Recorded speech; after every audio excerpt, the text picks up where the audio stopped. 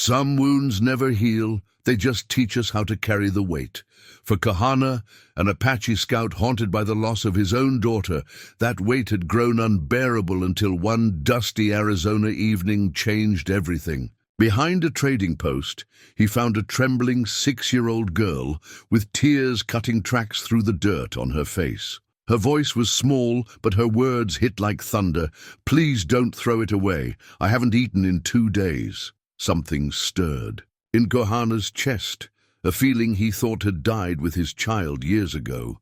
He knelt down and offered her his last piece of bread, not knowing this simple act would begin a journey that would test them both. Can two broken people find healing in each other's company? Before we jump back in, tell us where you're tuning in from. And if this story touches you, make sure you're subscribed, because tomorrow I've saved something extra special for you. The moldy bread crust fell from Kohana's weathered fingers as he watched the child devour it with desperate gratitude. Her small hands shook as she ate, and in that moment he saw himself, starving not for food, but for purpose, for connection, for a reason to keep drawing breath in this unforgiving land. The Arizona territory stretched endlessly in all directions, a canvas painted in shades of rust and gold that most folks found beautiful. Kohana had once seen beauty here too before. The cavalry came, before the screaming stopped, before he learned that beauty could turn to ash in a single afternoon. Now the desert was just empty space between one meaningless day and the next. He reached into his worn leather medicine pouch, fingers brushing against the sacred items within. A small turquoise stone, a hawk feather, and a tiny moccasin that would never again grace a child's foot. His daughter Ayasha had been 6 when she died, the same age as this girl, who now looked up at him with eyes too old for her face. "What's your name, little one?" he asked in Apache, then repeated it in English when she tilted her head in confusion. "Liwanu," she whispered, voice hoarse from crying. "My mama called me Liwanu." The name meant growl of a bear, fierce and protective. Looking at this fragile child, Kohana wondered if her mother had seen something in her that the world had not yet broken. The trading post behind them buzzed with the usual mixture of languages and suspicion. Miners and ranchers rubbed shoulders with Apache traders, each group eyeing the others with the wariness of prey animals at a watering hole. The proprietor, a thick-set German named Muller, conducted business with the efficiency of a man who understood that profit trumped prejudice, but only just barely. Kohana had been coming here for 3 years, ever since he'd left the reservation. For good. He took whatever work he could find, scouting for supply trains, tracking stolen cattle, guiding greenhorn settlers through terrain that could kill them in a dozen different ways. The pay was poor and the company worse, but it kept him moving, kept him from settling long enough for the memories to catch up. Tonight was supposed to have been like any other. He'd delivered a message to Merla from a rancher up north, collected his $2, and bought enough supplies to last him until the next job came along. He should have been riding out by now, putting distance between himself and civilization before the sun set completely. Instead, he found himself kneeling in the dust next to a child who reminded him of everything he'd lost. "Where's your family?" "Liwanu," he asked gently. Her lower lip trembled. "Soldiers came. Mama told me to run and hide. I hid for a long time, but..." She looked around as if seeing the trading post for the first time. "I got lost. I've been walking for days." Kohana's jaw tightened. The cavalry had been making sweeps through Apache territory for months, supposedly, looking for renegades. More often than not, they found families trying to live quietly on land their ancestors had walked for generations. The lucky ones ended up on reservations. The unlucky ones... He pushed the thought away. This child was here, alive, and that was what mattered now. "How long since you've had a real meal?" he asked. "I don't know. Days. I found some berries yesterday, but they made my stomach hurt." Kohana winced. "Probably nightshade or bitterroot. Easy mistakes for a child to make, potentially fatal ones."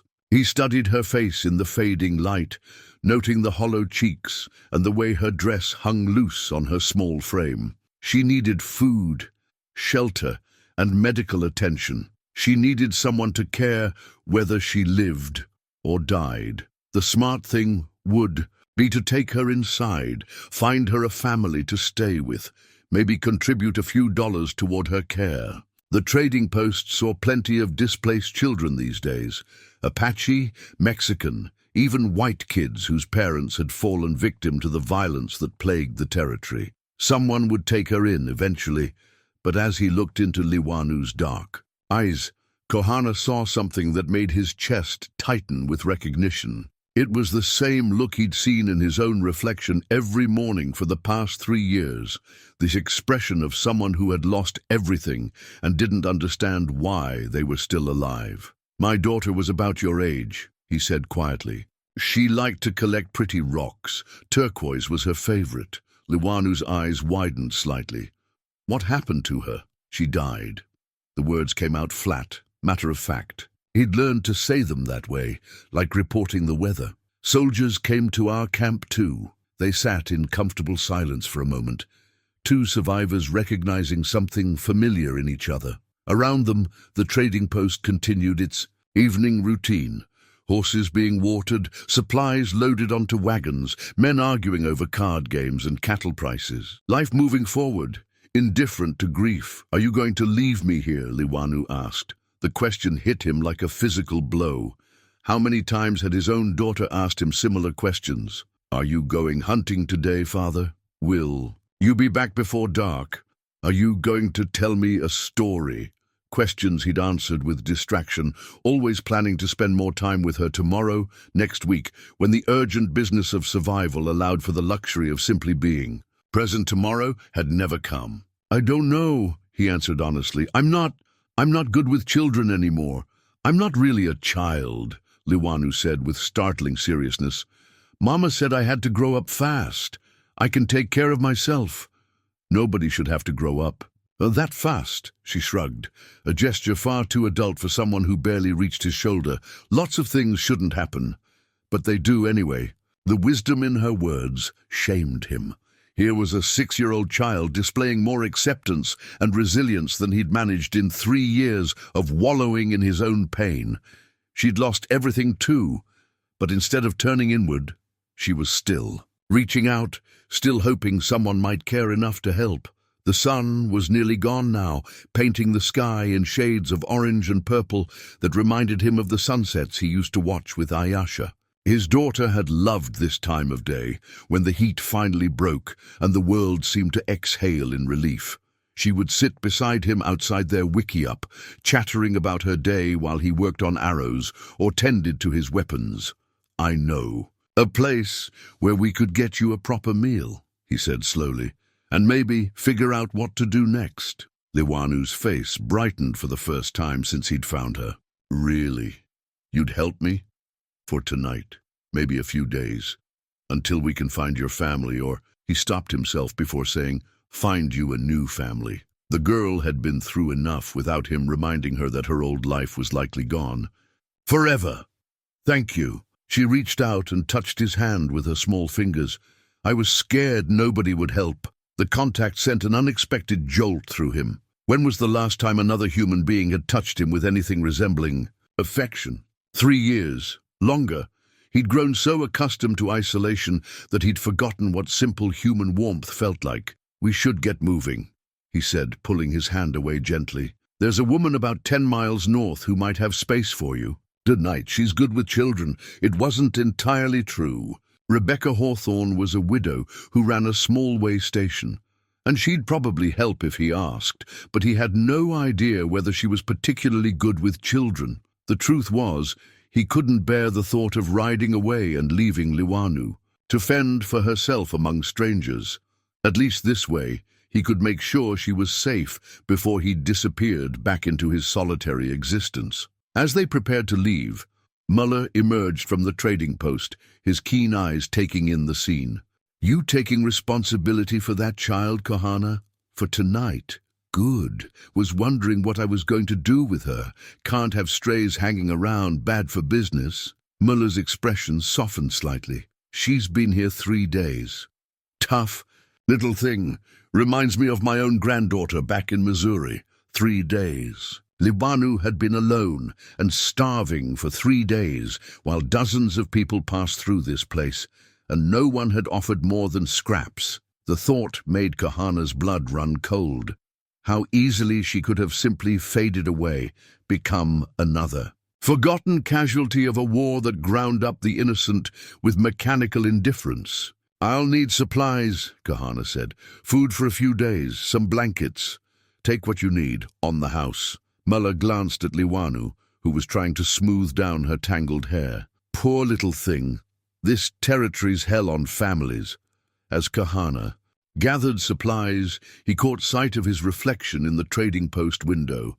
The man looking back was a stranger, hollow-cheeked, hard-eyed, with grey threading through black hair that had once been his pride. Somewhere along the way, grief had carved away everything soft about him, leaving only the sharp edges of survival. But there was something different in his eyes now, a flicker of purpose that had been absent for 3 years. Taking care of Liwanu, even temporarily, felt like the first meaningful thing he'd done since burying his family.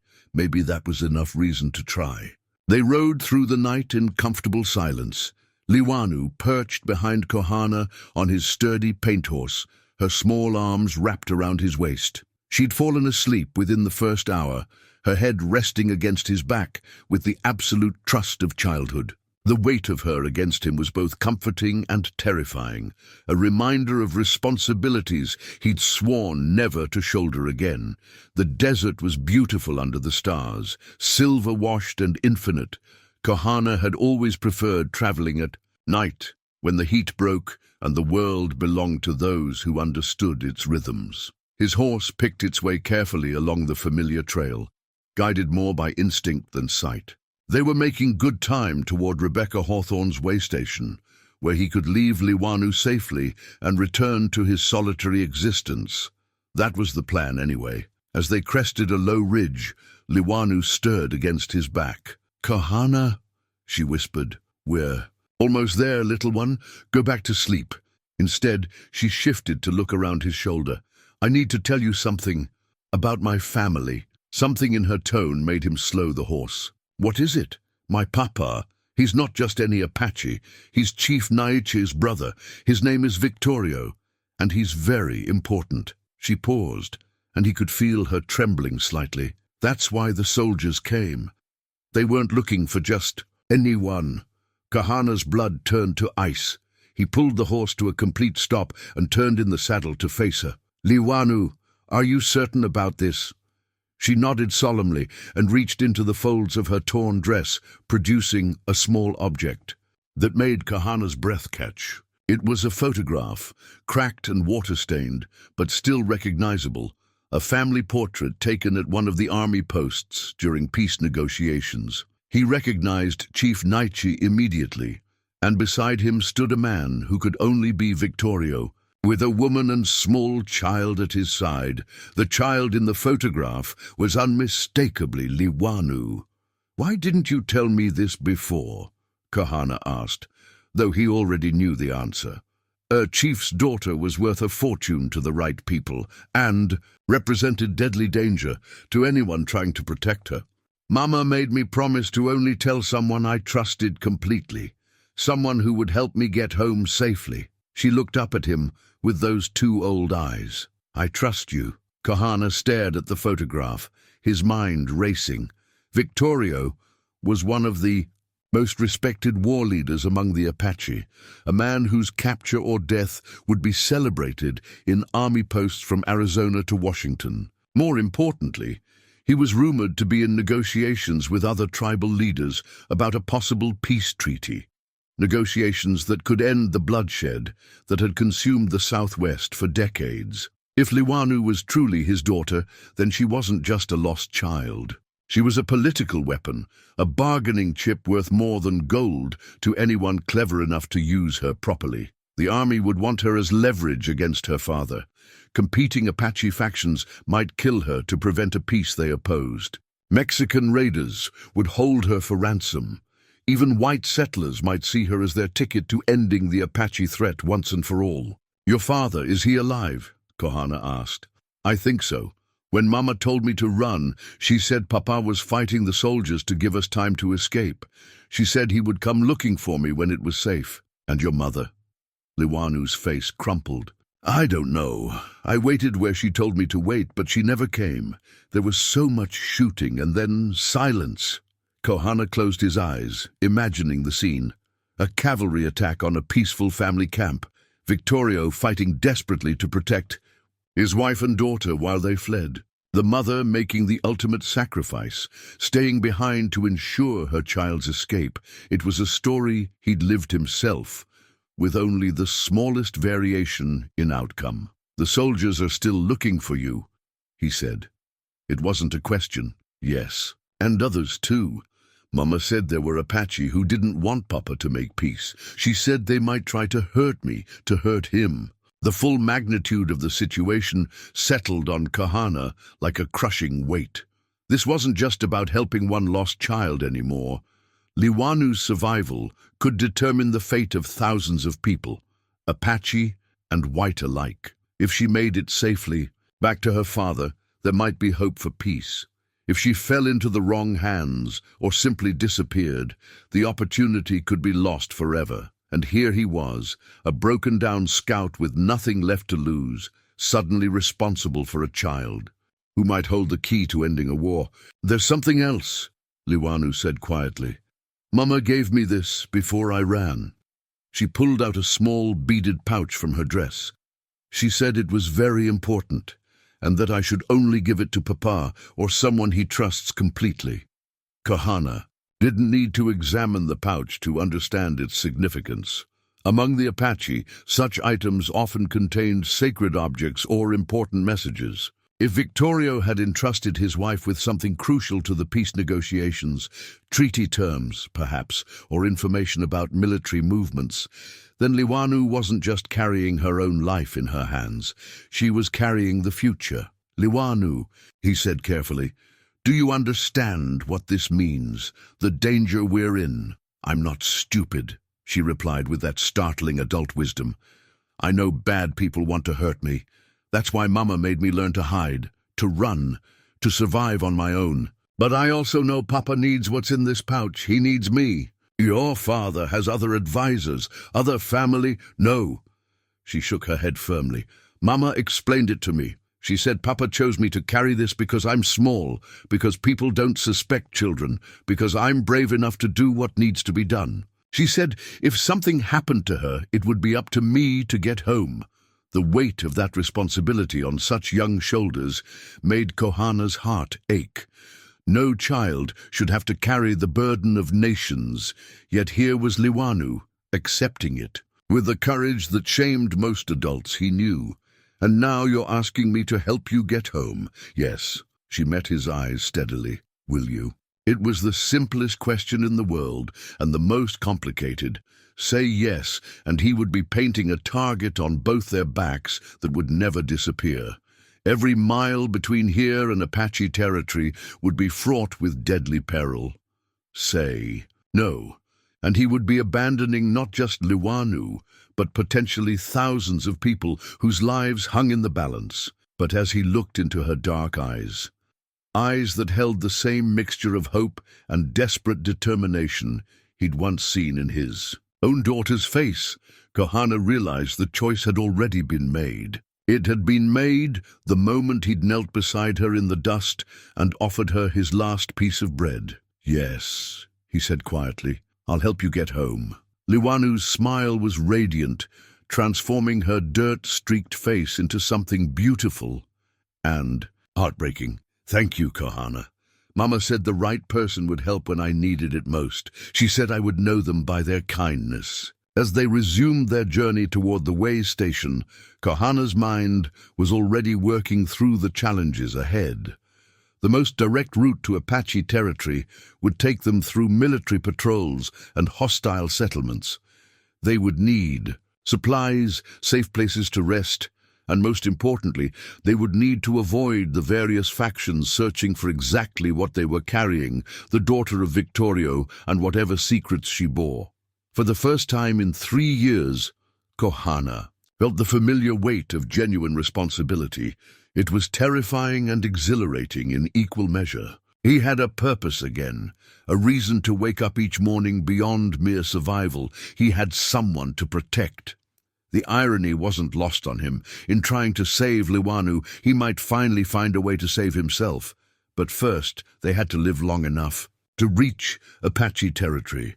And given the forces already mobilizing against them, that was far from certain. Dawn found them at Rebecca Hawthorne's way station, a collection of weathered buildings clustered around a natural spring. Kohana had hoped to rest here for a day, maybe two, while he planned their route to Apache territory. Instead, he found himself carving a small wooden horse from a piece of pine while Liwanu slept, his hands working automatically while his mind wrestled with the enormity of their situation. Rebecca had taken one look at the child and asked no questions beyond whether they needed food and shelter. A practical woman in her 50s, she'd lost her own husband to Apache raiders 5 years ago, but harbored no particular hatred for any race. She understood that grief was universal, and that survival often required helping those who needed it most. "She's somebody important, isn't she?" Rebecca asked, settling beside Kohana on the porch with 2 cups of coffee. "What makes you say that? The way you keep watching the horizon, the way you checked your rifle 3 times since sunrise, and the fact that you're whittling toys instead of planning to leave." Rebecca took a sip of her coffee. "Only 2 kinds of men do that. Fathers and men pretending not to be fathers." Kohana paused in his carving. The wooden horse was taking shape under his knife, crude but recognizable. He'd made dozens of similar toys for Ayasha, little carved animals that she'd treasured like precious jewels. His hands remembered the motions even if his heart had tried to forget. "Her father is someone the army wants very badly," he said finally. "That makes her valuable to people who don't have her best interests at heart. And you're taking her home. Trying to." Rebecca nodded thoughtfully. "That's a long, dangerous road. Lot of folks between here and Apache country who'd love to get their hands on a chief's daughter. I know. But you're going anyway." Kohana looked through the window at Liwanu, who was still curled under the blankets Rebecca had provided. Even in sleep, she clutched the beaded pouch her mother had given her, holding on to the last tangible connection to her family. "I have to." They sat in comfortable silence for a while, watching the sun climb higher over the desert. It was going to be another scorching day, the kind that made travel dangerous for anyone not accustomed to the territory. Kohana was all ready, planning to wait until evening before moving on, to travel during the cooler hours and rest during the heat of the day. "Riders coming," Rebecca said suddenly, standing and shading her eyes. Kohana was on his feet instantly, rifle in hand. 3 horsemen approached from the east, riding hard and kicking up a cloud of dust that could be seen for miles. As they drew closer, he could make out blue uniforms and the glint of cavalry sabers. "Get inside," he told Rebecca. "Keep the girl quiet." The soldiers pulled up in front of the way station, their horses lathered with sweat and exhaustion. Their leader, a young lieutenant with the soft look of recent arrival from the east, dismounted and approached the porch. "Morning, folks. I'm Lieutenant Anderson, Fort Huachuca. We're looking for a missing Apache child. A girl, about 6 years old. Have you seen anyone matching that description?" Kohana kept his expression neutral. "Lot of children pass through here. You got any particular reason to think she'd be in this area? We have it on good authority that she was seen at Muller's trading post 3 days ago. Trail leads in this direction." Anderson's eyes were sharp despite his youth. "This child is extremely dangerous to have around. She's the daughter of a renegade chief, and there are hostile elements that would do anything to get their hands on her. If she's so dangerous, why not let the hostiles take her off your hands?"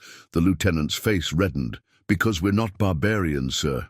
Whatever her father's crimes, she's still just a child. We want to ensure her safety." Kohana almost laughed at the obvious lie. The Army's definition of safety for Apache children usually involved boarding schools designed to strip away their culture and identity.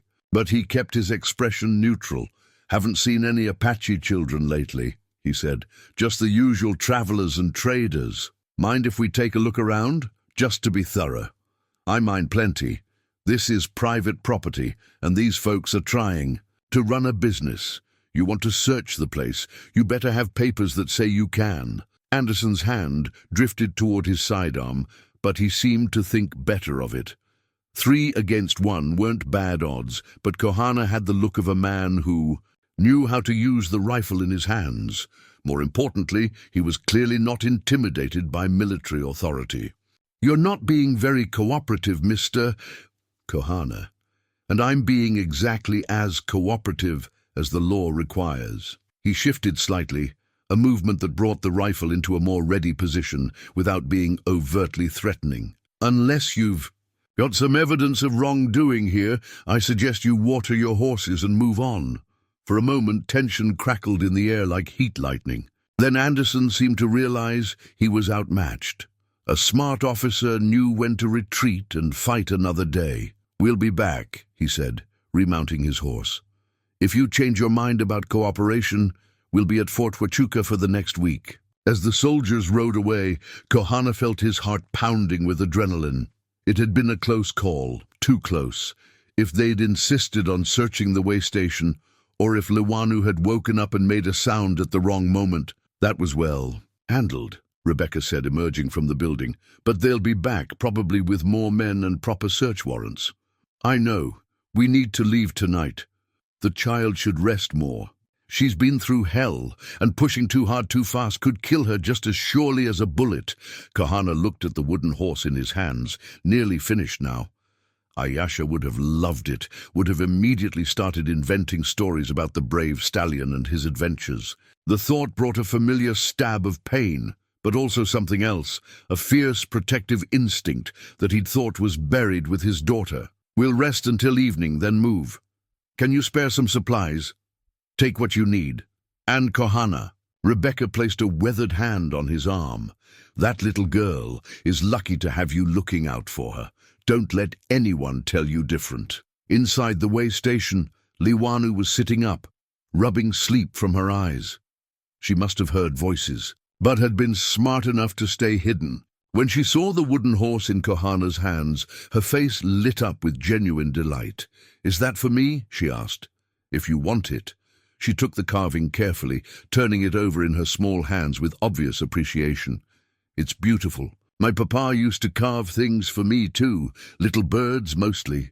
"What happened to them?" Her face fell. "Lost when we had to run. But this one won't get lost, will it? I'll take good care of it." Watching her treasure the simple toy, Kohana felt something crack open in his chest, a place he'd kept sealed tight for 3 years.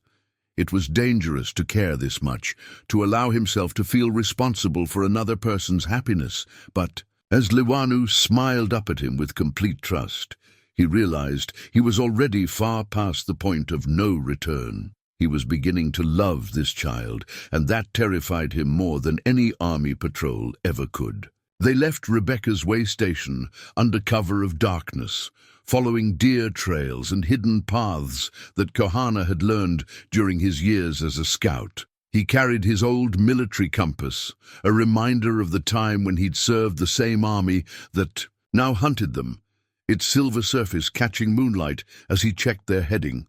Liwanu rode behind him, the wooden horse tucked safely in her dress pocket along with her mother's beaded pouch. She'd grown stronger after a day of rest and proper food, but Kohana could still feel how light she was against his back. The girl needed weeks of good meals and safe sleep to fully recover from her ordeal, luxuries they couldn't afford while every mile brought new dangers. "Kohana," she said softly as they navigated a narrow canyon, "will you tell me about your daughter?" The question hit him like a physical blow. For 3 years, he'd avoided thinking about Ayasha, much less talking about her.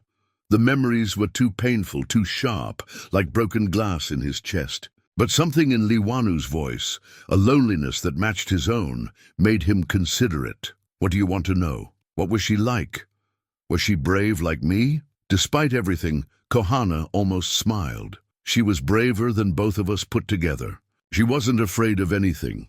Snakes, storms, even the time a bear wandered into our camp. She just walked right up to it and started talking like it was an old friend. What did she say to the bear? She told it that it was welcome to share our fire, but it would have to contribute something to the meal if it wanted to stay for dinner.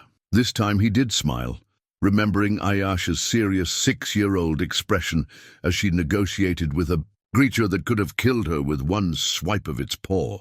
The bear must have decided it didn't have anything to offer because it wandered away. Liwanu giggled, the first truly carefree sound he'd heard from her. I would have been scared.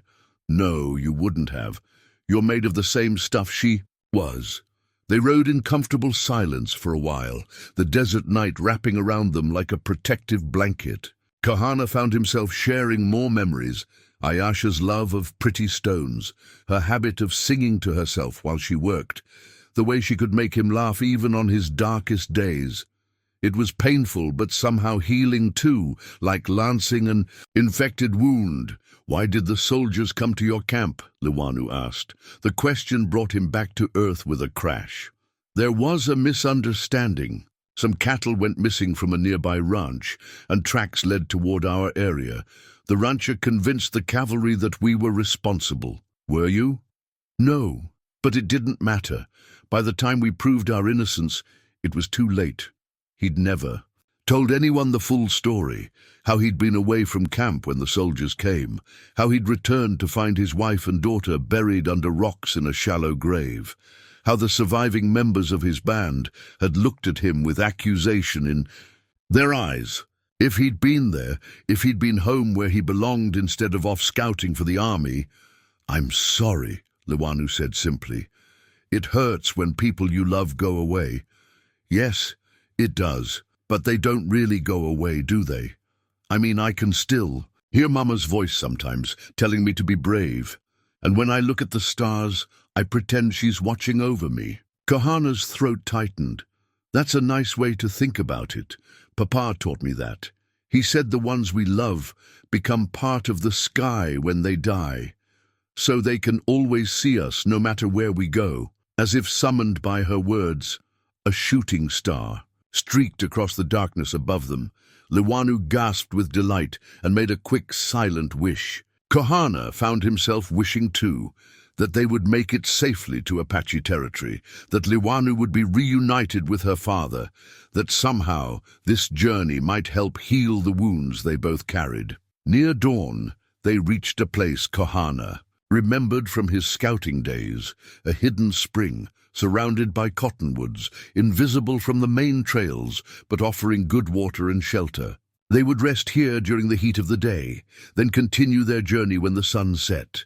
As he helped Liwanu down from the horse, she stumbled slightly, and he caught her easily. For a moment she leaned against him, exhausted from the night's travel, and he was reminded again of how small and fragile she was, despite her remarkable courage. Are you all right, little one?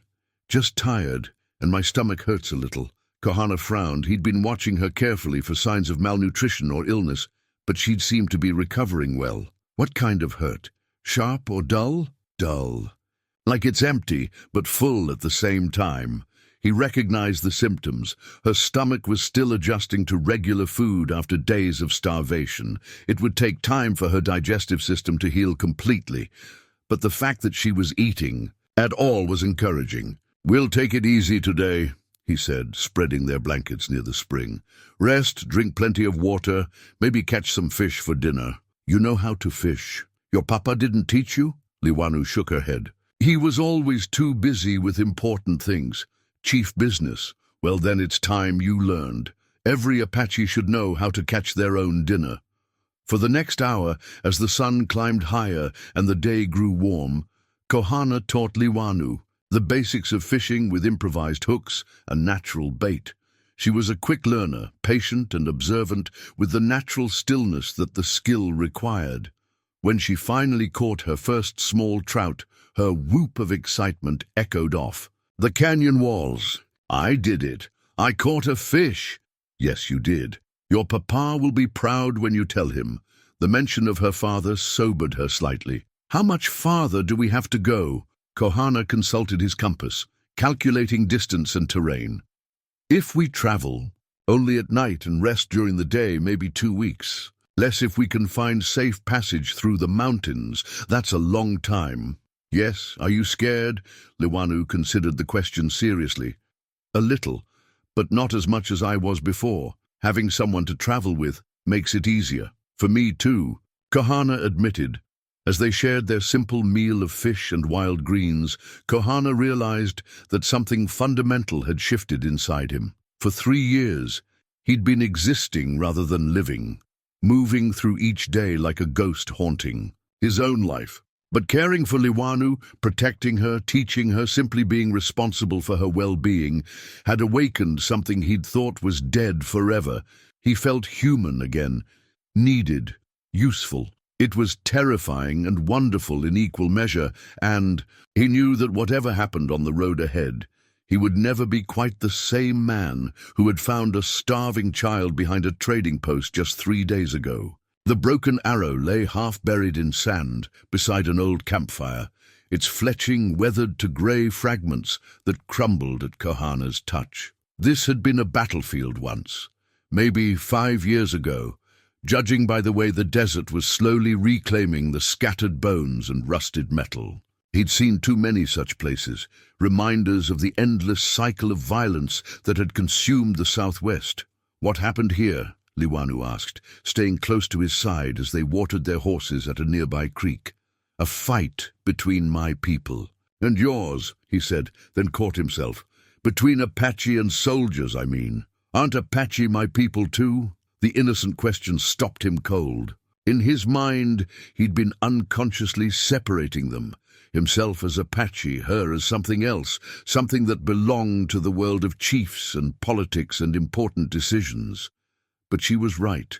Despite her father's prominence, despite the secrets she carried, she was just an Apache child who wanted to go home. Yes, he said quietly, you're Apache. I sometimes forget that being important doesn't make you any less one of us. They'd been traveling for 6 days now, moving slowly through increasingly hostile territory. Word of their presence was spreading. Yesterday, they'd spotted dust clouds that might have been pursuit, and the night before, Kohana had heard horses in the distance, moving with the deliberate pattern of a search party. The trading post where they'd stopped 2 days ago had been thick with tension. White settlers eyed every Apache with suspicion, while Apache traders conducted their business with the wary efficiency of people who knew they weren't welcome. Kohana had felt the weight of stares as he'd purchased supplies, a mixed-blood scout, with a child who was obviously not his daughter. Why do they look at us that way? Liwanu had whispered while they waited for the trader to count their money twice. Because they're afraid, Kohana had replied, and fear makes people stupid. Now, as they prepared to enter the most dangerous part of their journey, the stretch of territory where military patrols were heaviest and Apache renegades most active, he found himself questioning everything. Was he the right person to protect? This child? Was his grief-clouded judgment putting her in more danger than if he'd simply left her at the trading post? The doubts multiplied as they approached a small settlement called Cedar Creek, one of the few places between their current position and Apache territory where they could resupply. Kohana had been here before, during his scouting days, and knew it as a hard place full of harder people. But they needed food and ammunition, and his horse was showing signs of strain. The settlement was exactly as he remembered, a collection of weathered buildings clustered around a general store, with a saloon that never seemed to close, and a sheriff who asked few questions as long as the peace was kept. What he didn't remember was the gallows that now stood in the center of town, freshly built and ominous. "Wait here," he told Liwanu, leaving her with the horses at the edge of town. "Don't move unless someone tries to hurt you. If that happens, run toward the mountains and hide until I come for you. I don't want to wait alone. I know, little one. But a man traveling with a child draws attention. A man buying supplies by himself is just another drifter." He could see she didn't like it, but she nodded with that serious expression that was becoming familiar. "Be careful, Kohana." The general store was busy with the usual mix of cowboys, miners and settlers. Kohana kept his head down and spoke little as he gathered what they needed: jerky, hardtack, ammunition for his rifle. The storekeeper, a thin man with suspicious eyes, took his money but watched him carefully. "You're that scout used to work for the army," the man said as Kohana prepared to leave. "Sometimes. Heard there's good money being offered for information. About an Apache child. Little girl about 6 or 7. You seen anything like that in your travels?" Kohana's blood turned cold, but he kept his expression neutral. "What kind of money?" $500. Dead or alive, though they're preferring alive. "Seems she's somebody's daughter, somebody important. 500's a lot of money." "Sure is. Man could live comfortable for years on that kind of reward." The storekeeper leaned closer. "Course, a man would have to be sure he could collect. Lot of dangerous folks looking for the same prize." Outside, Kohana forced himself to walk normally despite every instinct screaming at him to run. $500 was more than most people in this territory saw in 5 years. It would turn every bounty hunter, every desperate settler, every greedy opportunist into their enemy. But as he reached the edge of town and saw Liwanu waiting exactly where he'd left her, holding the wooden horse he'd carved for her and humming softly to herself, he knew no amount of money would make him betray her trust. "Did you get everything we need?" she asked as he loaded the supplies. "Yes. We need to move fast now." Something in his tone must have alarmed her because she looked up at him with those 2 knowing eyes. "Is something wrong? People are looking for you. Important people, with enough money to make it worth everyone's while." She absorbed this information with the calm acceptance of someone far older than her years. "How much money?" "Enough. More than Papa would pay to get me back safe." The question revealed a sophisticated understanding of the situation that broke his heart. She was 6 years old and already thinking like a bargaining chip, weighing her own worth against competing interests. "Your Papa would pay everything he has," Kohana said firmly. "The difference is he wants you alive and happy. These others, they just want you." As they rode away from Cedar Creek, Kohana caught sight of movement behind them. 3 riders emerging from the settlement, following at a careful distance. Professional bounty hunters by the look of them, the kind of men who made their living tracking down fugitives and asking no questions about what happened next. "Liwanu," he said quietly, "we're going to have to ride hard for a while. Can you—" "Hold on tight." She wrapped her arms around his waist without complaint. "I'm ready." They rode through the afternoon heat, pushing the horses as hard as he dared while staying alert for ambush sites and escape routes. The landscape was becoming more familiar now. Red stone canyons and mesa country that he'd known since childhood. They were getting closer to Apache territory, but also closer to the most dangerous part of their journey. Behind them, the dust cloud of their pursuers remained constant, never gaining but never falling back. Professional hunters, patient and persistent, they would follow until Kohana made a mistake, then close in for the kill. As the sun began to set, painting the desert in shades of fire, Kohana made a decision that went against every tactical instinct he possessed. Tomorrow, instead of running, they would make a stand. That night, as they made camp in a protected canyon, Kohana took out the faded blue ribbon he'd carried in his medicine pouch for 3 years. It had belonged to Ayasha, a birthday gift from her grandmother that she'd treasured above all her other possessions. He'd found it clutched in her small hand when he'd buried her, and had kept it close ever since, as both reminder and penance. Now, looking at Liwanu as she sat by their small fire, he knew it was time to let it go. "I want to tell you about the day my daughter died," he said quietly. Liwanu looked up from the wooden horse she'd been examining. "You don't have to, if it makes you sad." "It does make me sad, but keeping it inside makes me sadder." He turned the ribbon over in his weathered hands. "I was supposed to be home that day. Had promised Ayasha I'd help her gather berries for her grandmother's birthday celebration. Instead, I took a job guiding some soldiers to a watering hole, 20 miles away. Why? Money. We needed supplies for winter, and scouting paid better than anything else I could do. The admission tasted bitter. I told myself it was just one day, that there would be other times to pick berries with my little girl. Liwanu scooted closer, sensing the pain in his voice. What happened? While I was gone, some cattle went missing from a nearby ranch. The rancher found tracks leading toward our camp and convinced the local cavalry commander that we were responsible. By the time I got back, he stopped, unable to continue for a moment. They were gone, Liwanu said softly. The soldiers claimed. It was self-defense, that my people had fired first. But I knew better. I knew the men in my band, knew they would never start a fight with their families present. The soldiers came looking for a fight, and they found one. He held up the blue ribbon, letting it catch the firelight. This was Ayasha's. She was wearing it when I buried her. For 3 years I've carried it as a reminder of what I lost, what I failed to protect. But you didn't fail, Liwanu said with startling conviction. You couldn't have known what would happen.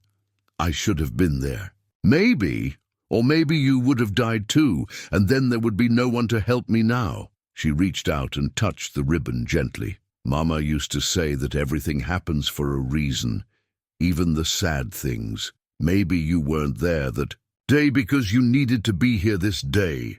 The simple wisdom of her words hit him like a physical blow. He'd spent 3 years drowning in guilt and self-recrimination, never considering that his survival might have had a purpose beyond mere accident. But here was a child who needed him, who trusted him completely despite having every reason to. Trust no one.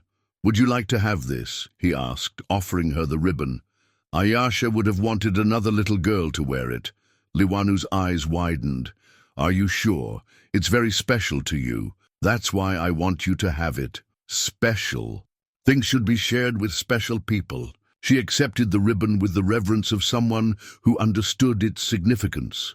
Carefully, she tied it around one of her braids, the blue fabric a bright spot of color against her dark hair. Thank you, Kohana. I'll take very good care of it. I know you will. They sat in comfortable silence for a while, watching the flames dance against the canyon walls. Somewhere in the distance, a coyote howled, answered by another from a different direction. Normal desert sounds, nothing to be concerned about. But Kohana remained alert, aware that their pursuers were out there somewhere, waiting for the right moment to close in. Can I ask you something? Liwanu said. Anything. When we reach my papa, will you stay with us? Or will you go away again? The question caught him off guard. He'd been so focused on getting her safely home that he hadn't really considered what would happen afterward. Return to his solitary existence, try to rebuild a life among his own people. The thought of going back to the empty wandering of the past 3 years seemed unbearable now. I don't know, he admitted. Your father might not want me around. Not exactly. I don't have a good reputation among our people anymore. Why not? Because I worked for the army, because I failed to protect my own family, because I turned my back on my responsibilities and disappeared into the desert like a coward. Liwanu frowned, considering this. That doesn't sound like the man who saved me, the man who's risking his life to take me home. People change. Yes, they do. And maybe Papa will see that you've changed too. She yawned, exhaustion finally catching up with her. I hope you stay. I like having someone to talk to.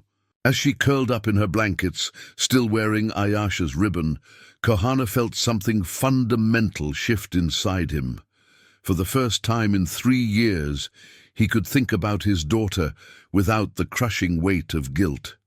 The love was still there, the grief was still real, but alongside them was something new. Hope. Maybe Liwanu was right. Maybe everything did happen for a reason. Maybe his failure to protect his own child had prepared him to protect this one. Maybe his years of wandering and isolation had been leading him to this moment, this chance at redemption. The next morning brought unwelcome news. Their pursuers had gained ground during the night, and there were more of them now. At least 6 riders, maybe more. Worse, they seemed to know the territory almost as well as Kohana did, taking shortcuts and anticipating his route choices. "We need to move faster," he told Liwanu as they broke camp. "The horses are tired. I know, but if we don't stay ahead of them—" He didn't finish the sentence, but she understood. They both knew what bounty hunters did to their quarry, especially when the reward was the same, whether the target was delivered alive or dead. As they rode deeper into Apache territory, the landscape became more rugged and beautiful.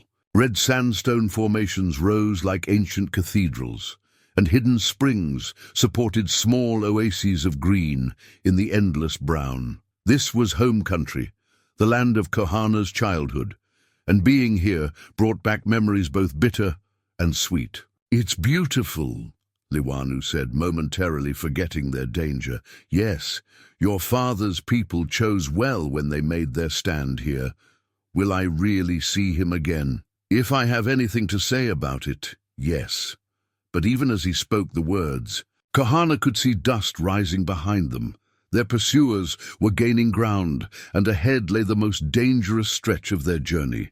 They were running out of time and options. Tonight, he would have to make the stand he'd been dreading. Everything would depend on his skill, his courage, and his determination to protect the child who had become his reason for living again. The false papers fell from Kohana's nerveless fingers like autumn leaves, each document a piece of an elaborate deception that reframed everything he thought he knew. The man standing before him, a weathered Apache warrior with intelligent eyes and ceremonial scars, watched his reaction with something approaching sympathy. "I know this is difficult to understand," the warrior said in fluent Apache, "but it was necessary. They were in a hidden canyon 20 miles from where Kohana had planned to make his desperate stand against the bounty hunters. Instead of fighting for their lives, they'd been intercepted by this stranger who claimed to be one of Victorio's most trusted advisors, and who carried documents that suggested Liwanu's entire story was an elaborate fabrication. You're telling me she was never lost, never abandoned?" Kohana's voice was rough with emotion. "She was placed at that trading post deliberately, yes. Her father knew that sooner or later a man of your reputation and background would pass through. A man who had lost a child of his own, who would be vulnerable to the sight of another child in need." Kohana turned to look at Liwanu, who sat quietly nearby, no longer the innocent victim he'd thought he was protecting. "How much did you know?" "Some of it," she admitted, her voice small but steady. "Papa's advisor told me stories about you. The great scout who had served both the army and his own people, who had lost everything in the war. They said you were broken but not destroyed, and that if anyone could keep me safe on the journey home, it would be you. So this was all a test? A manipulation?" The warrior who had introduced himself as Nalnish shook his head. "Not a test, a necessity. The child does carry important information that could end this war, but the journey required someone with your specific skills and motivation. My motivation, your need to find redemption through protecting a child, your intimate knowledge of both Apache and army tactics, your reputation as a man who, despite his pain, could not abandon someone in need." Nalnish's expression softened slightly. "We studied you for months before implementing this plan." Kohana felt a surge of anger and betrayal that made his hands shake. "And the bounty hunters? The army patrols searching for her? Real, but not for the reasons you believed. Yes, there are those who would use the child for political gain. Yes, her safe return is crucial to peace negotiations. But the primary danger comes from elements within both armies, Apache and White, who profit from this war and want to see it continue." The pieces of the puzzle were falling into place, and Kohana didn't like the picture they formed. "You used me, yes," Nalnish said simply, "but not cruelly, and not without cause. The child needed a protector who would die before allowing harm to come to her. Someone whose commitment would be absolute, unshakable. That could only come from emotional investment, not mere duty. And if I had refused to help her, if I had simply walked away, Then the plan would have failed, and we would have tried something else. But we were confident you wouldn't walk away. Your reputation preceded you, the man who could not abandon those in need, even when helping them cost him dearly. Kohana looked again at Liwanu, trying to reconcile this new information with the child he'd come to love. "Were you afraid? When you asked me not to throw away that bread?" "Yes," she said quietly. "I was very afraid. I had been alone for 3 days, just as I said. The plan was for someone to find me much sooner, but things went wrong. I really was starving, and I really didn't know if anyone would help. But you knew I was coming, knew to look for me specifically." "No, I knew to watch for someone who might help, someone who looked kind despite being sad. The advisor said there are people in the world who become protectors because they have been hurt, not in spite of it. He said I would recognize such a person when I saw them." Despite his anger and sense of betrayal, Kohana found he couldn't hate them for their deception. The fear in Liwanu's voice when she'd begged him not to throw away the bread had been real. Her tears, her gratitude, her growing trust, all of it genuine, even if the circumstances had been orchestrated. "The information she carries," he said, "to Nalnish, is that real? Very real. Terms for a comprehensive peace treaty worked out in secret negotiations over the past year. If delivered safely, it could end the fighting and establish permanent boundaries that both sides can accept. If it falls into the wrong hands, the war continues and more children die." Exactly. Both Apache children and white children.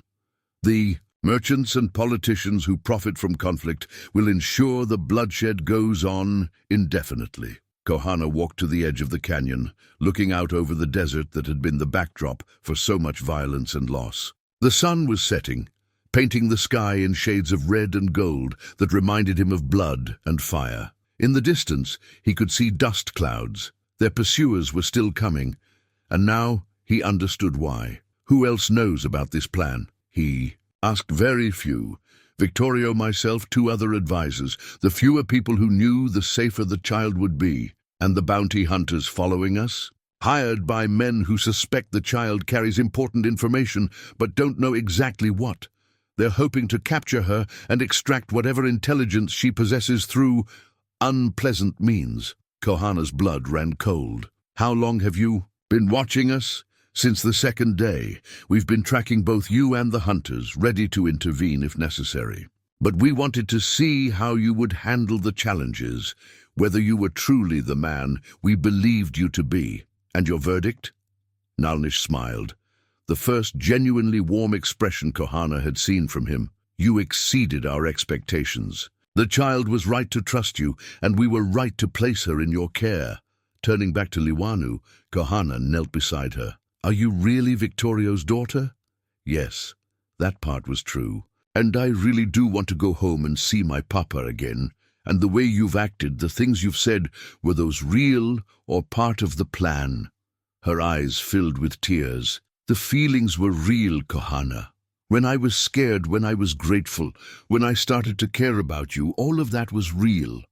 I may have known more about why we were traveling together than I told you, but I didn't know how I would feel about you. That was a surprise." "What kind of surprise?" "I thought you would be like my papa's other warriors, strong and brave but distant. I didn't expect you to be kind. I didn't expect to love you like a father." The words hit him like a physical blow.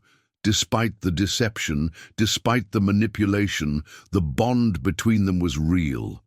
She had needed a protector, and he had needed someone to protect. The circumstances might have been engineered, but the healing they'd found in each other was genuine. "So what happens now?" he asked Nalnish. "Now we complete the journey, together if you're willing. The child still needs to reach her father. He's safely. And the peace treaty still needs to be delivered. Nothing about that has changed, and the bounty hunters will be dealt with. We have warriors positioned throughout this area, waiting for our signal." Kohana stood slowly, his mind racing through implications and possibilities. He could walk away now, knowing that Liwanu would be protected by her father's people. He could return to his solitary wandering, free of the emotional complications that caring for her had brought into his life. But as he looked at the child who had called him father, who wore his daughter's blue ribbon in her hair like a badge of belonging, he knew there was only one choice he could live with. "I'll see this through," he said, "but not because you manipulated me into it, because she needs me and I need her, because sometimes the best things in life come from the worst circumstances." Liwanu's smile was radiant with relief and joy. "Thank you, Kohana. Thank you, little one, for trusting me, even when you had reasons not to." As they prepared to continue their journey, this time with escort, Kohana realized that the deception had paradoxically revealed a deeper truth. Love couldn't be engineered or manipulated into existence. It grew naturally between people who needed each other, who chose to care despite the risks. The road ahead was still dangerous, but they would face it together, and this time they wouldn't be alone. The war paint felt strange on Kohana's face after so many years, a mixture of red ochre and charcoal that marked him as a warrior ready for battle. He applied it carefully in the traditional patterns his grandfather had taught him, each line carrying meaning that connected him to generations of fighters who had defended their people against impossible odds. But this was different. This wasn't war for conquest or revenge. This was protection, pure and simple. The ancient duty to shield the innocent from those who would harm them. "You look scary," Liwanu said, watching him with wide eyes from across their hidden camp. "Good, that's the idea." She was trying to be brave, but Kohana could see the fear beneath her composed exterior. The revelation of her father's plan had shaken her almost as much as it had shaken him. To learn that her ordeal had been partially orchestrated, that trusted adults had put her in harm's way for political purposes. It was a heavy burden for anyone, let alone a 6-year-old child. "Are you angry with me?" she asked quietly. "For not telling you everything?" Kohana paused in his preparations. They'd had this conversation twice already since Nalnish's revelation, but he understood her need for reassurance. Trust, once broken, took time to heal, even when the breaking wasn't entirely deserved. "I was angry," he said honestly, "but not at you, at the adults who put such a weight on your shoulders, at myself for not seeing what was happening sooner. But not at me? No, little one, not at you. You did what you were told to do by people you trusted. That's what children are supposed to do." Nalnish approached from his position overlooking the canyon entrance, his face grim.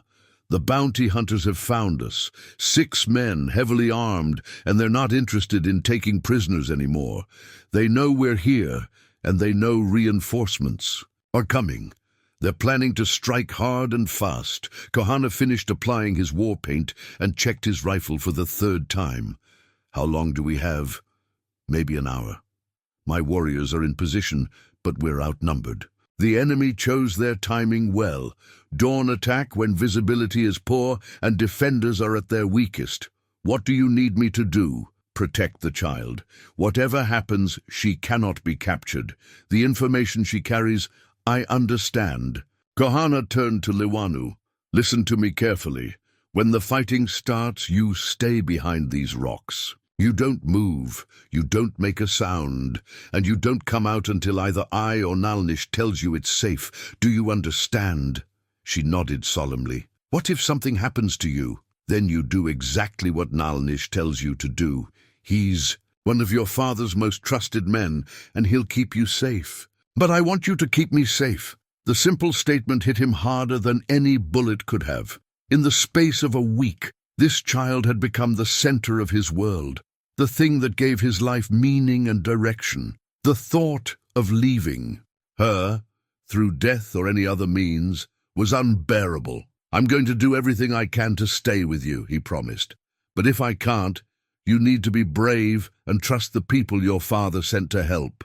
Liwanu reached into her dress and pulled out the beaded pouch her mother had given her, the one containing the peace treaty that could end years of bloodshed. "Maybe I should give this to you now, in case—" "No, you hold on to it. Your father.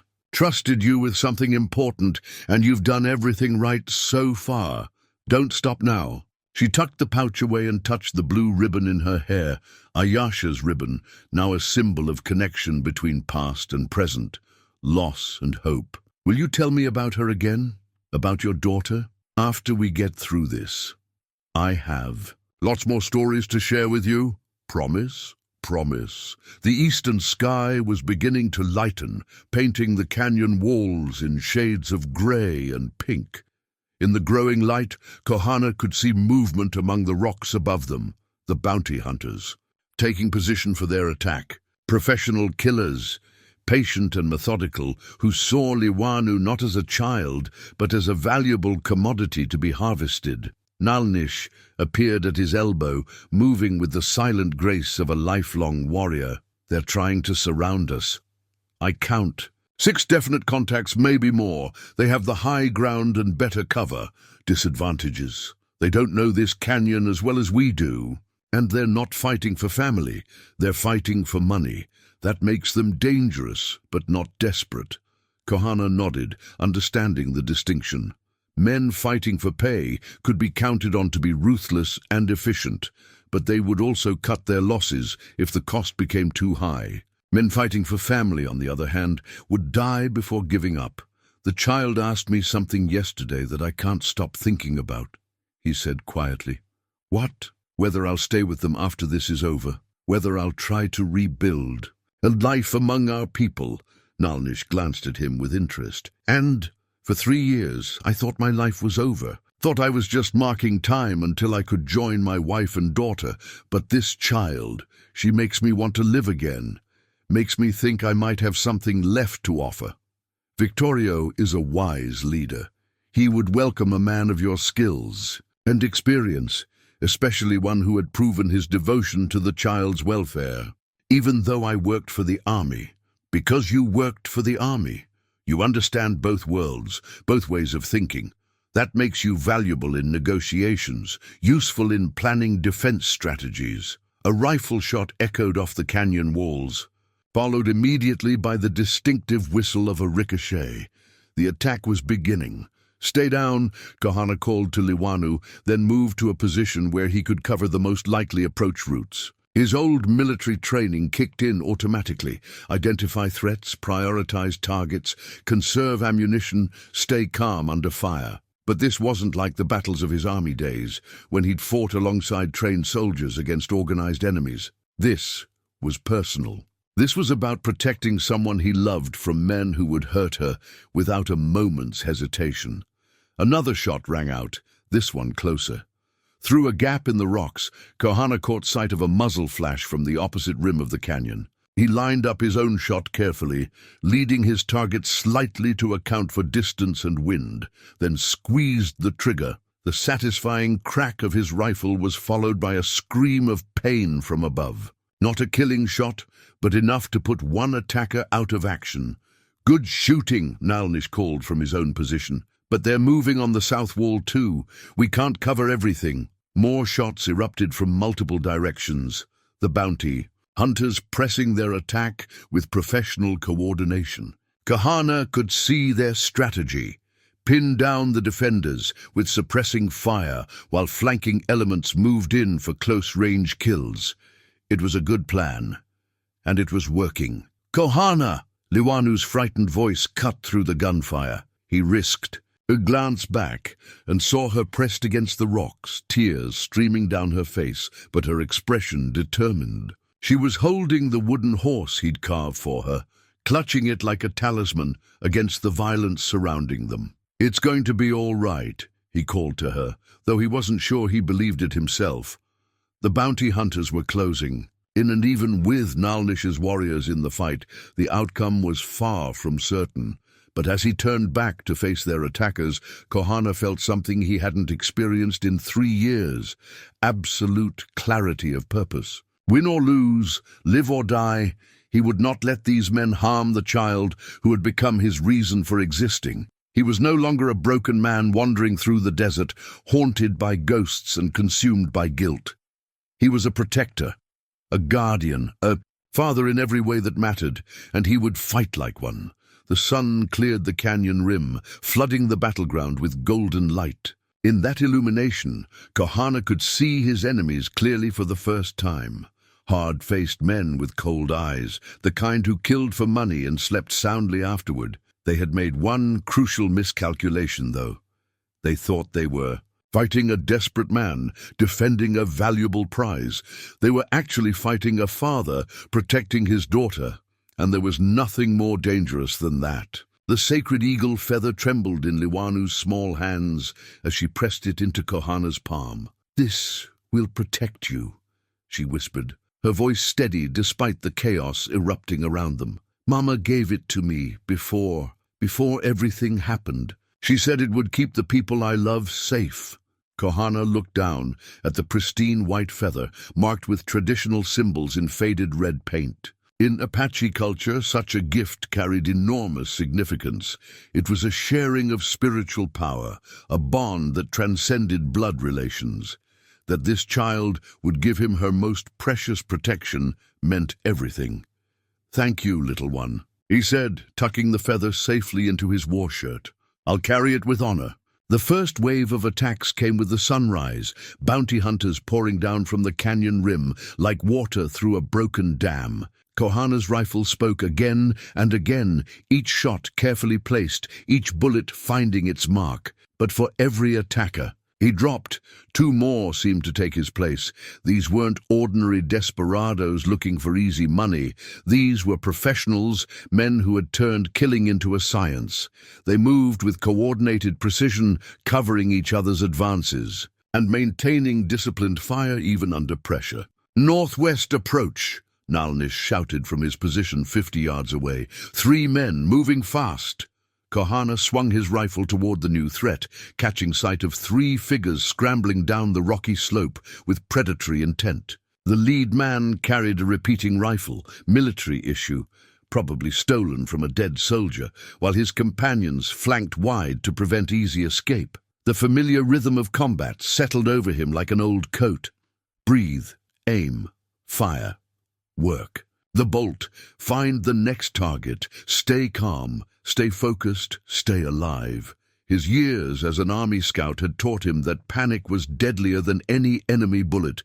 But this was different from those long-ago battles. Then he'd fought for duty, for pay, for abstract concepts of victory and defeat.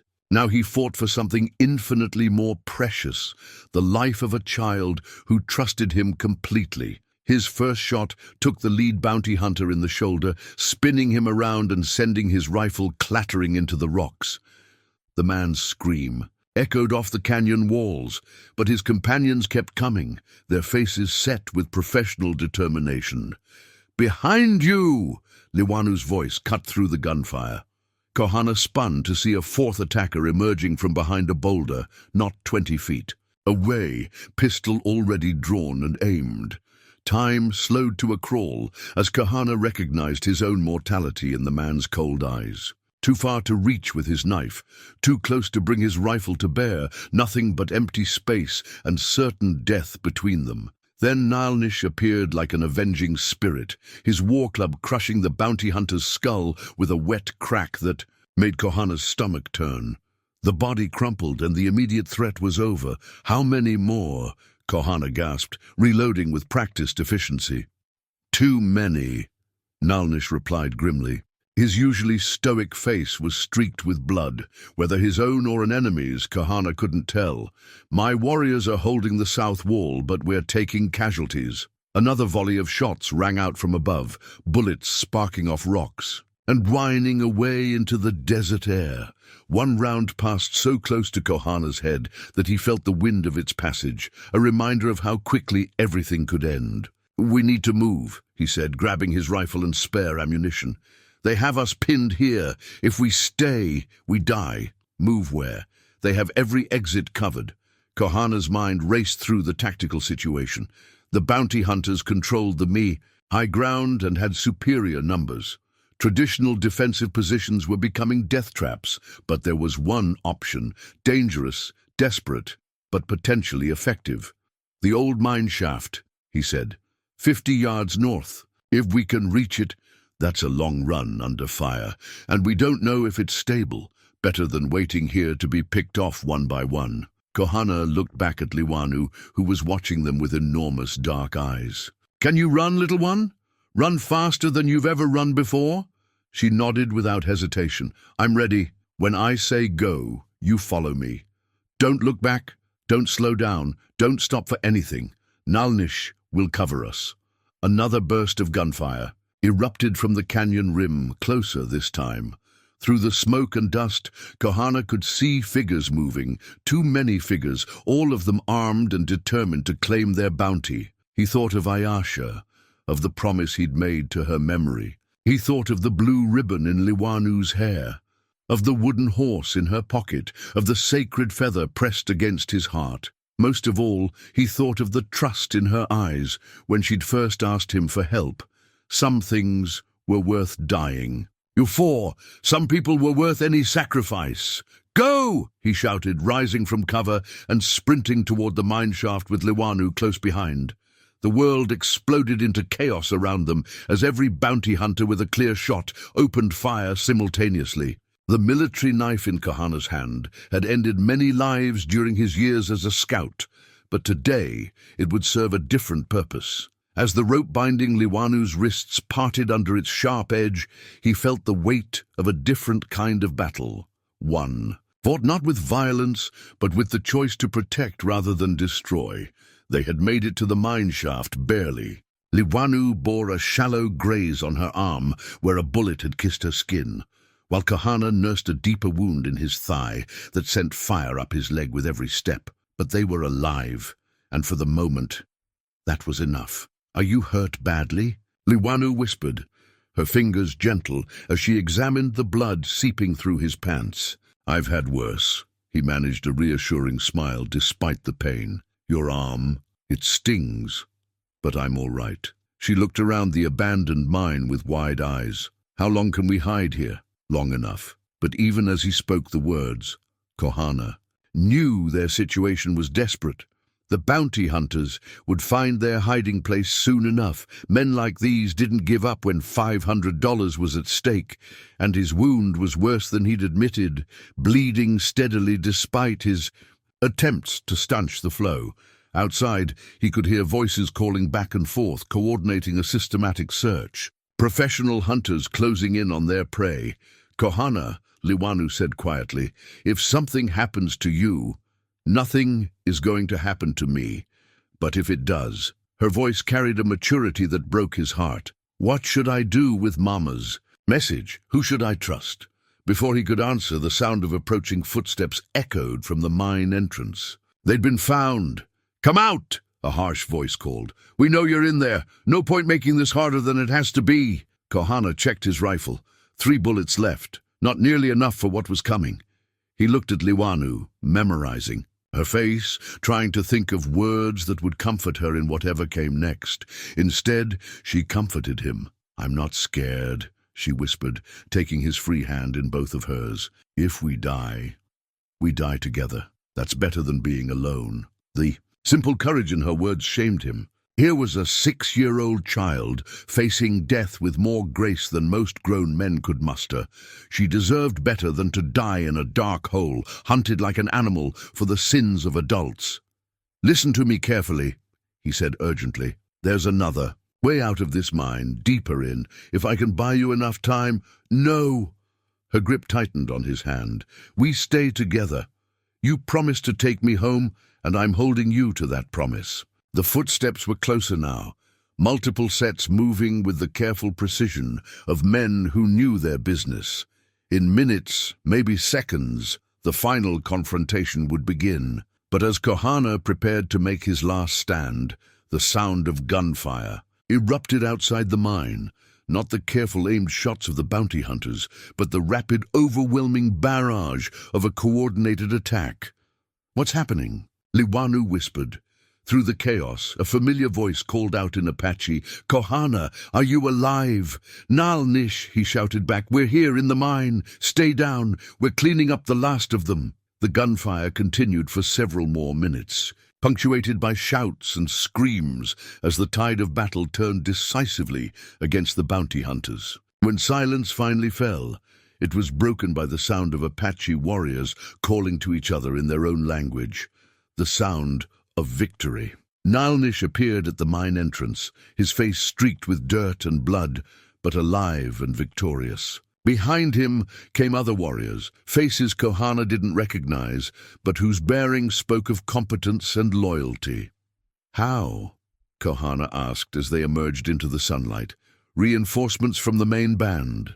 Your friend Victorio sent 50 of his best warriors when he learned his daughter was in danger." Nalnish grinned fiercely.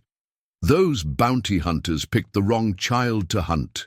Liwanu broke free from Kohana's protective grip and ran to Nalnish, throwing her arms around the older warrior's waist. "Is Papa really coming? He's waiting for you at the main camp, little one. 2 days' ride from here, with the finest welcome feast you can imagine." As they prepared for the final leg of their journey, Kohana felt the weight of completion settling on his shoulders. They'd done it. Against all odds, despite betrayals and deceptions and deadly enemies, they'd succeeded in their mission. But more than that, they'd found something neither had expected when they first met behind that dusty trading post. They'd found family. "Ready to go home?" he asked Liwanu as they mounted fresh horses provided by the rescue party. "With you," she said, settling behind him on the horse as naturally as if they'd been together for years instead of days. "We're going home together." The setting sun painted the desert in shades of gold and crimson as they rode toward their future, a future that would be built not on blood or politics, but on the simple, powerful bond between a broken man and a brave child who had saved each other when they needed it most. The new moccasins were perfect. Soft deer hide, worked with tiny, careful stitches, decorated with beadwork in patterns that told the story of a journey. Liwanu had spent 3 weeks making them, her small fingers learning the ancient craft from the women of her father's band, while Kohana recovered from his wounds. "Try them on," she said, holding out her handiwork with obvious pride. Kohana accepted the moccasins with the reverence they deserved. In Apache culture, handmade footwear was more than mere clothing. It was a symbol of belonging, of acceptance, of home. That she had chosen to make them for him spoke volumes about how she viewed their relationship. He slipped off his worn military boots and pulled on the moccasins. They fit perfectly, molding to his feet like they'd been made for him specifically, which, of course, they had been. "How do they feel?" Liwanu asked anxiously. "Like they were made by someone who cares very much about the person who will wear them," he replied. "Thank you, little one. I'll treasure them." They were sitting outside Victorio's lodge in the main Apache camp, a sprawling collection of traditional wiki-ups and modern tents that housed nearly 300 people. The reunion between Liwanu and her father had been everything Kohana had hoped for. Tears of joy, fierce embraces, and the kind of love that transcended politics and warfare. But it was the conversation afterward that had surprised him most. "I understand you wish to stay with us," Victorio had said, studying Kohana, with intelligent eyes that missed nothing. "If I'm welcome, I know my reputation. Your reputation is exactly why you're welcome." The chief had gestured toward his daughter, who was showing her cousins the wooden horse Kohana had carved for her. Any man who would risk everything to protect a child, who would choose love over gold, who would fight impossible odds for no reward beyond doing what is right, that is a man I want among my people. I worked for the army, I fought against Apache warriors, and now you've fought beside Apache warriors against men who would have harmed an Apache child. Victorio's expression had grown thoughtful. The old ways of thinking, us against them, Apache against white, past against future, these ways will not serve us much longer. The world is changing, and we must change with it or be swept away. What are you saying? I'm saying that peace is coming, whether we're ready for it or not. The documents my daughter carried will help shape that peace, but they are only papers. The real work will be building bridges between our peoples, finding ways to live side by side without destroying each other. And you think I can help with that? I think you understand both worlds in ways that few men do. I think your journey with my daughter has shown you something about the power of chosen family, about healing old wounds through new bonds." Victorio had smiled then, the expression transforming his weathered face. "And I think she would be heartbroken if you left." Now, 2 months later, Kohana was beginning to understand what the chief had meant. The peace treaty had been successfully delivered and was making its way through the complex channels of both Apache and American politics. But the real peace, the kind that existed between individuals rather than governments, was already taking root here in this camp. Children played together regardless of their tribal backgrounds. Warriors shared skills and stories around evening fires. Families that had been scattered by years of warfare were slowly coming together, creating new bonds to replace what had been lost. And at the center of it all was Liwanu, no longer the scared, starving child he'd found behind a trading post, but a confident young girl who moved through the camp like a bridge between old and new, past and future. Kohana. She'd grown tired of watching him admire the moccasins and was looking at him with that serious expression he'd come to know so well. "Are you happy here?" "Very happy." "Why do you ask?" "Sometimes you get a faraway look in your eyes, like you're thinking about somewhere else." He considered how to answer that. It was true that he sometimes thought about his old life, the years of wandering, the weight of guilt and grief that had shaped every decision. But those thoughts came less frequently. Now, and when they did, they carried sadness rather than the crushing despair that had once defined his existence. "I think about your mama sometimes," he said honestly, "about how brave she was, how much she loved you. I think about my wife and daughter, too, about what they would think of the life I'm building here. And what do you think they would think?" "I think they would be proud. I think they would want me to be happy, to find purpose again." He touched the blue ribbon in her hair, Ayasha's ribbon, now permanently woven into Liwanu's braid as a symbol of continuity and love. "I think they would love you as much as I do." Liwanu beamed at that, the smile lighting up her face like sunrise. "And I love you too, Kohana. Like the papa I lost, and like the papa I found." As evening fell over the camp, they sat together watching the stars emerge in the desert sky. Somewhere out there, beyond the circle of firelight and safety, the larger world continued its complex dance of politics and warfare, progress and tradition. But here, in this moment, there was only peace. Kohana thought about the man he'd been when he first knelt beside a starving child and offered her his last piece of bread. That man had been broken, empty, convinced that his life was over. He'd been wrong about many things, but wrong most of all about the power of simple kindness to transform everything it touched. He'd thought he was saving her.